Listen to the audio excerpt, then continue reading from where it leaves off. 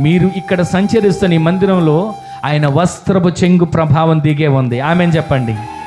మీరు ఎప్పుడు ఆయన సన్నిధిలో విశ్వాసంతో వస్త్రపు చెంగును తాకుతారో, ఎప్పుడు ఆయనను అయ్యా నా దుఃఖం దినములు సమాప్తంలో కావాలని మొర్ర పెడతారో, వెనువెంటనే మీ ఇంట్లో ప్రభు కార్యాలు జరిగించబోతున్నాడు.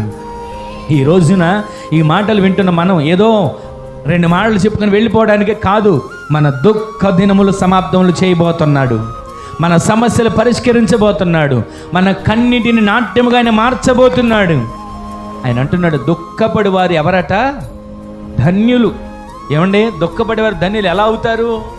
కన్యలతో ఉన్నవారు ధన్యులు ఎలా అవుతారు? కలవరాలతో ఉన్నవారు ధన్యులు ఎలా అవుతారో తెలుసా? ప్రభువే వచ్చి మనల్ని ఓదార్చబోతున్నాడు. గట్టిగా ఆమేన్ చెప్పండి. ఈ రోజున మనుషులు ఓదారిస్తే ఎంతసేపు ఉంటుందండి? మనుషులు ఓదారిస్తే ఎంతసేపు ఓదార్చగలుగుతారు? మన ప్రభువు మనల్ని ఓదార్చడానికి సిద్ధంగా ఉన్నాడు. ఆమేన్ చెప్పండి. ఈరోజు అందుకే అంటున్నాడు, దుఃఖపడేవారు ధన్యులు, వారు ఓదార్చబడతారు. ఈ రోజున ఆయన సన్నిధిలో కన్నీళ్లు కార్చి మనము ప్రార్థన చేయగలిగితే ఆ కన్నీటి ప్రార్థన ద్వారా నీ కరువంతా తీర్చబోతున్నాడు. ఆమేన్ చెప్పండి.